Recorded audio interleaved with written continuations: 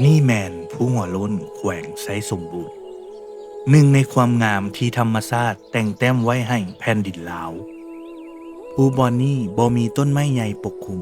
มีเพียงหญ้าเขียวอ่อนๆที่ปกไปทั่วสันภูคือกับผ้ากำมะหยี่สีเขียวที่ลาดยาวสุดสายตาลมพัดเย็นๆก้อนเมฆลอยต่ำนี่บ่แม่นความฝันแต่ความงามนี่บ่ได้อยู่ให้เห็นตลอดปีมีเพียงบ่เท่าใดเดือนเท่านั้นที่ภูจะเขียวสดใสและงามแบบนี้ เส้นทางจากนครหลวงเวียงจันทร์ใช้เวลา6ชั่วโมง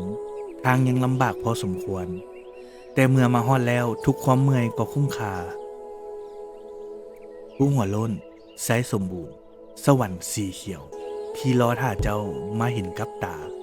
จากเทือหนึ่งในชีวิต